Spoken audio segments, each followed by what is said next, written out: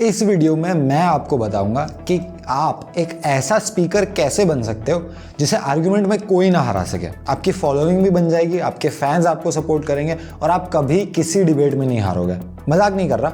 इस वीडियो की टेक्निक्स को इस्तेमाल करके आप इंटरनेट की दुनिया में लोगों को आसानी से बेवकूफ बना सकते हो। या फिर अगर आपके सामने कोई इस तरीका का व्यक्ति आ जाए जो बहुत ही स्मूथ और कॉन्फिडेंट स्पीकर है, लेकिन आपको पता है कि वो जो बोल रहा है उसकी बात में दम नहीं है, तो उसे कैसे पकड़ा जाए ये भी हम इस वीडियो में देखेंगे। इसका कॉन्टेक्स्ट ये है कि कुछ समय पहले animal rights activist Arvind Kannan और तमिल नेशनलिस्ट पारी सालन के बीच वीगनिज्म को लेकर 2.5 घंटे की एक डिबेट हुई थी।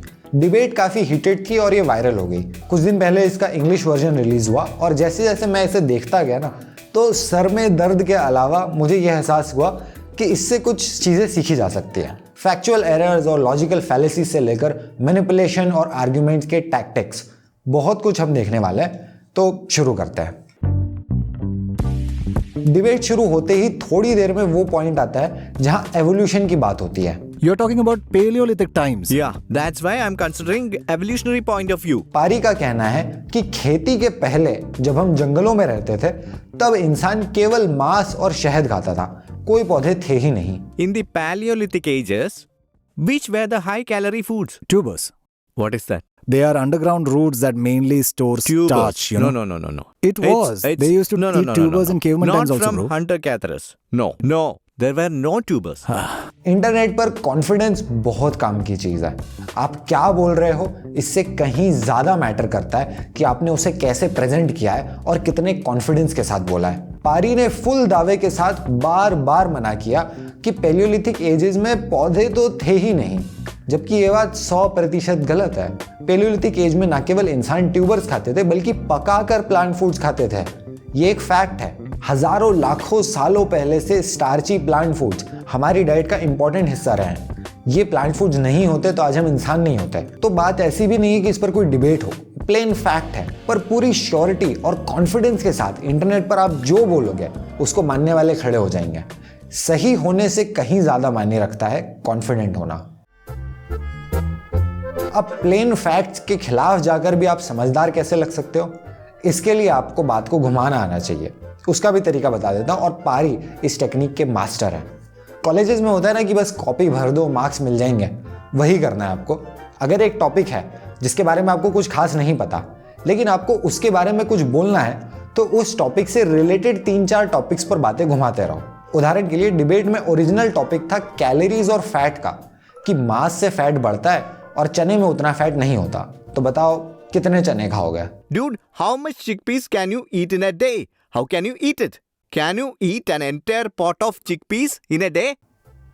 पर whatever, ये ओरिजिनल क्वेश्चन था। और वहां से बात protein, bio availability, There is something called bioavailability. Evolution, Evolutionary point of view. Tubers और ट्यूबर्स के रिप्रोडक्शन तक पहुंच जाती है। I'll tell you. Really, we need reproduction class now. Okay, go on. Okay. फिर जब अरविंद दोबारा पॉइंट पर आते हैं कि भाई वो चने वाली बात का क्या हुआ, And my thought about it, since we spoke about evolution, I'm coming with this point ever since we begin.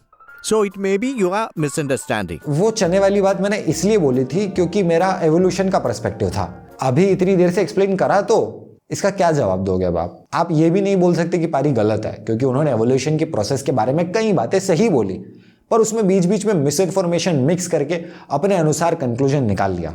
There are many long wires here. You're casually tangling it all up and we have to detangle them wire by wire. फिर आप सोचते हो you know what, ये सब छोड़ो, original point पर आते हैं। अगर मैं वीगन होकर भी एक्स्ट्रा कैलोरीज खाऊंगा तो फैट बढ़ जाएगा ना। मतलब मांस और चने वाली बात का तो कोई पॉइंट ही नहीं बनता ना। Even in a vegan diet, if you want, it is possible to take more calories. Now it's possible. Of course, it's possible. Now it's possible. Right? But for example, people in Gaza won't be able to get it. हाँ, extra calories खा तो सकते हो, पर Gaza में लोग ऐसा नहीं कर पाएंगे। Congratulations, टॉपिक फिर से बदल चुका है। एक पॉइंट से दूसरे पॉइंट पर आप अगर कूदते रहोगे तो कभी आप कॉर्नर होगे ही नहीं। ये पॉइंट थोड़ा बेसिक है पर बहुत इंपॉर्टेंट है।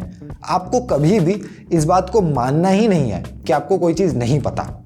ये जो डिबेट हम एनालाइज कर रहे हैं, इसकी शुरुआत तब हुई थी जब पारी ने अपने चैनल वल्लल मीडिया पे वीगनिज्म पर 1 घंटे का वीडियो बनाया, जिसमें उन्होंने बहुत सारे क्लेम्स किए। तो अरविंद उनसे पूछते हैं कि वीगनिज्म होता क्या है। What is the ideology of vegans? What are we preaching exactly? Turns out पारी को वीगनिज्म का बेसिक कॉन्सेप्ट ही नहीं पता है और उन्होंने उस पर 1 घंटे का वीडियो बना दिया। So, actually, you don't even know the definition of veganism. And You explain, I'm ready to learn. you're making a 1-hour video about veganism without even I understanding know it. about it, but you assume I don't know about that. So, veganism is equal to animal rights. You're right, 100%. Right? Agreed. Now, what does animal rights mean, Pari? That's what I am saying. Animal rights, it's like human rights. There is Yes. something called human rights. What does human rights mean? This is the question I am asking you. Veganism क्या होता है? Animal rights. Animal rights क्या होता है? पहले तू बता human rights क्या होता है? Human rights are not followed by humans. Bro, But I you asked you the believe that? definition, not Are who we follows following? it or not. यहाँ पे हमें फिर से टेंजेंट हॉपिंग देखने को मिलती है। ऑब्वियसली आप एक टाइम पर जितनी ज्यादा टेक्निक्स लगाओगे उतना आपको कॉर्नर करना मुश्किल हो जाएगा। पारी इतनी ज्यादा टेंजेंट्स पर जाते हैं कि पारी के अपोनेंट के लिए उन्हें फॉलो करना एक भयानक टास्क है।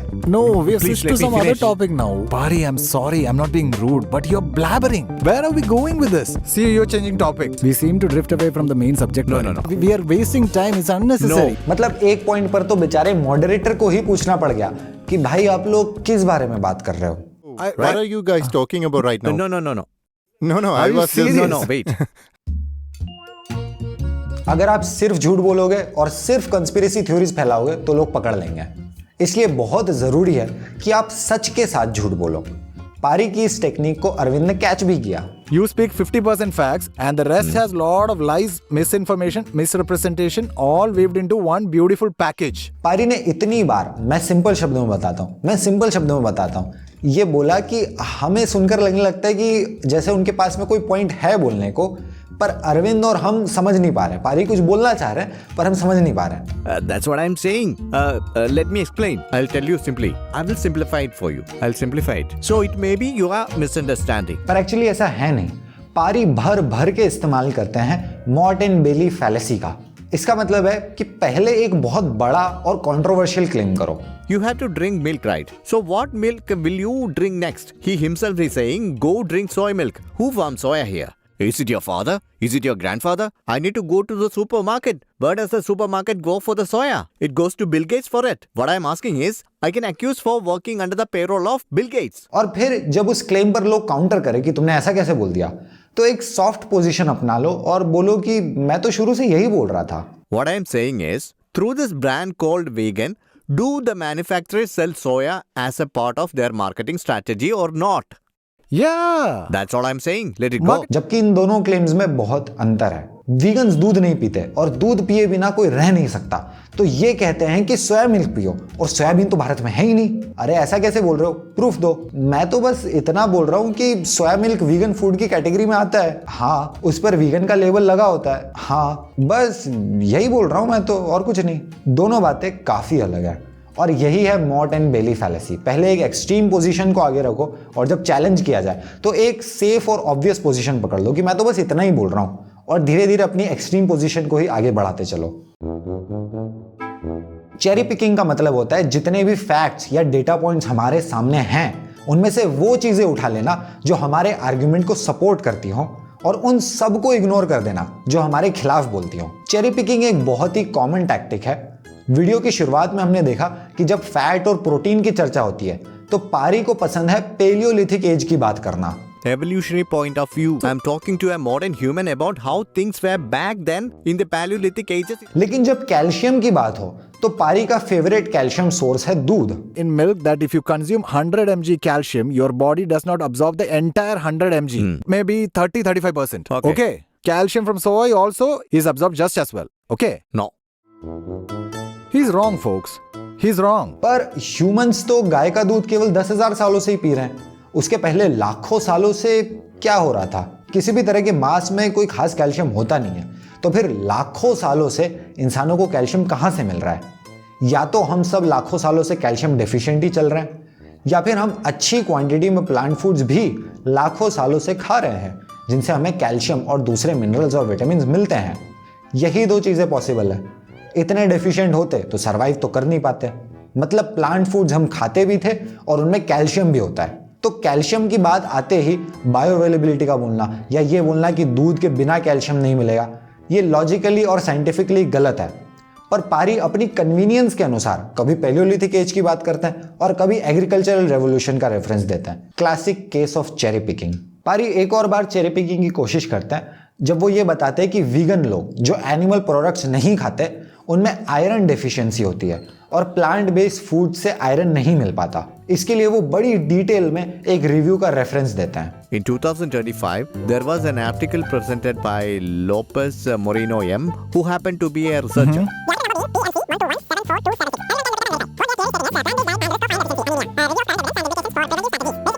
Basically, they have proven that iron deficiency risk is there in the plant-based diet.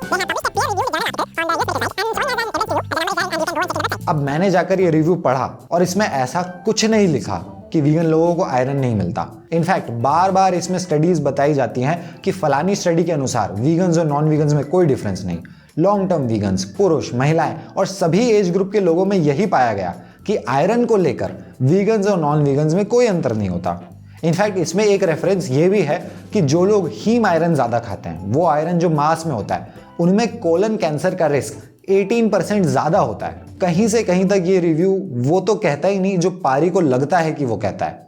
मेरे ख्याल से उन्होंने बस रिव्यू का टाइटल और एक दो लाइन एब्स्ट्रैक्ट की पढ़ ली होगी और आके बोल दिया। मतलब यहाँ तो चेरी पिकिंग भी सही से नहीं कर पाए, गलत चेरी पिक कर ली। फाइनली एक पॉइंट को मैं यहाँ पर एड्रेस करना चाहूँगा। बहुत ध्यान से इस डिबेट को देखने के बाद मुझे एक चीज़ समझ आई कि पारी वीगनिज्म के खिलाफ क्यों है, और वो कारण है कि जब आप वीगन होते हो तब आपको विटामिन B12 और विटामिन D के सप्लीमेंट्स लेना पड़ते हैं और वो आप कंपनी से खरीदते हो, तो आपकी लाइफस्टाइल सेल्फ सफिशिएंट नहीं होती। मतलब आप खुद नहीं जी सकते, आप किसी दूसरे पे निर्भर हो। Vegans will be against self-sustained life. Your current lifestyle, it is a yes. dependent lifestyle. और ये पॉइंट सही भी है, वीगन होकर आपको सप्लीमेंट खरीदना पड़ते हैं, पर आज की तारीख में जानवरों को भी सप्लीमेंट्स ही तो दिए जा रहे हैं। दुनिया भर में जितना भी विटामिन B12 बनता है उसका लगभग आधा केवल जानवरों को ही दिया जाता है। इसके अलावा कोबाल्ट, कैल्शियम, मैग्नीशियम, सल्फर और भी दूसरे मिनरल्स और सबसे खतरनाक चीज एंटीबायोटिक्स, ये सब जानवरों को रेगुलरली दिए जाता है। तो अगर आप मांस, दूध, अंडे खाते हो तो भी आप सप्लीमेंट तो ले ही रहे हो, बस वो जानवरों से होकर आप तक पहुंच रहा है। वीगन लोग सीधे सप्लीमेंट ही ले रहे हैं। मेरे देखे आज की तारीख में सेल्फ सफिशिएंट केवल कोस्टल एरियाज में रहने वाले लोग हैं, क्योंकि वो मछली पकड़कर खा सकते हैं। विटामिन B12 ज्यादा मात्रा में केवल रेड मीट यानी बीफ और मटन और फिश मीट में होता है, पर उसमें भी बीफ, मटन वगैरह में विटामिन D नहीं होता। तो अगर आप बीफ या मटन रोज भी खाते हो तो भी आपको विटामिन D नहीं मिलेगा, पर कुछ मछलियों में विटामिन D भी होता है। तो थ्योरेटिकली अगर आप रोज मछली पकड़कर खा सकते हो तो आप सेल्फ सफिशिएंट हो सकते हो, लेकिन प्रैक्टिकली अधिकतर लोग इस दुनिया में सेल्फ सफिशिएंट नहीं है। तो ये तो हो गई सेल्फ सफिशिएंसी की बात, कोई भी नहीं है। लेकिन पारी के लॉजिक में एक और फ्लॉ देखने को मिलता है, और ये बहुत ज़्यादा सुनने में आता है कि यार वीगन होकर के आपको विटामिन B12 की, विटामिन D की कमी हो जाएगी, इसलिए आप वेजिटेरियन रहो। क्योंकि अगर आप वेजिटेरियन रहोगे तो कम से कम दूध में विटामिन B12 तो होता है, और पारी के भी अनुसार वेजिटेरियन सेल्फ सफिशिएंट है क्योंकि वो गाय पाल सकता है। As long as they are vegetarians, they can be self-sustained. They are not dependent. If they choose to, they can sustain themselves. पर फैक्ट ये है कि दूध और दूध के प्रोडक्ट्स में बेहद कम मात्रा में विटामिन B12 और विटामिन D होता है। रोज एक व्यक्ति को विटामिन B12 की पूर्ति करने के लिए आधे लीटर से ज्यादा दूध पीना होगा, और पूरे परिवार में हर व्यक्ति को यह करना होगा।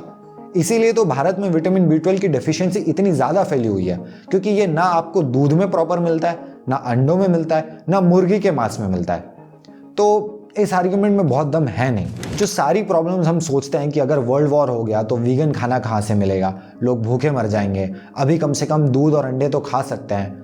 वेल, अभी तक जितने भी बड़े वॉर्स हुए हैं उनमें कई लोग भुखमरी और गरीबी से मरे ही हैं, और वीगन्स दुनिया के 1% भी नहीं है। तो ये प्रॉब्लम तो आज भी ठीक उतनी ही है जितनी कि वीगन्स की संख्या बढ़ने पर होगी। इसका वीगन होने या होने से कोई खास रिलेशन ही नहीं है। अगर ऐसी कोई भयानक सिचुएशन आ जाती है, वॉर हो जाता है, तो खाने से पहले तो आपको पानी ही मिलना बंद हो जाएगा, क्योंकि भारत में पानी की इतनी कमी है।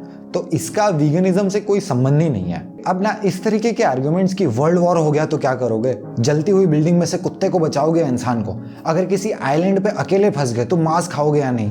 ये सब थॉट एक्सपेरिमेंट्स इंटरेस्टिंग है, पर इनके आधार पे आप अपनी मॉरल वैल्यूज नहीं तय कर सकते। मॉरल वैल्यूज कि क्या करना चाहिए और क्या नहीं करना चाहिए, ये तो आज की दुनिया को देखकर ही तय करना होगा ना। आप रोज़ क्या करते हो ये देखकर ही तय करना होगा ना। ये वीडियो बनाना ज़रूरी इसलिए था क्योंकि ये जो डिबेट थी ये वायरल हुई थी। इसके कारण इस डिबेट के बाद अरविंद को बहुत ज़्यादा हेट भी मिली थी, लाइक इतनी कि उन्हें सोशल मीडिया ही छोड़ना पड़ गया था कुछ समय के लिए। जबकि अरविंद के पॉइंट्स ऑब्जेक्टिवली काफ़ी ज़्यादा सही थे, पर सोशल मीडिया ऑप्टिक्स का खेल ज़्यादा होता है, कौन कितना शांत तरीके से, कौन कितना कॉन्फिडेंटली बोल रहा है, और वही सारे टैक्टिक्स हमने डिस्कस किए जो मुझे लगता है इस डिबेट में एम्प्लॉय हुए। बाकी पूरी डिबेट की लिंक मैं डिस्क्रिप्शन बॉक्स में डाल दूंगा, आप वो जाकर चेकआउट कर सकते हो। और वीगनिज्म के कॉन्सेप्ट को समझने के लिए और मेरे दूसरे वीडियोस की एक प्लेलिस्ट है, उसके भी लिंक डिस्क्रिप्शन बॉक्स में और पिन कमेंट में आपको मिल जाएगी। और मुझे पता है आप क्या पूछने वाले हो, चैनल पर वीडियोस रेगुलरली क्यों नहीं आ रहे हैं? आएंगे आएंगे।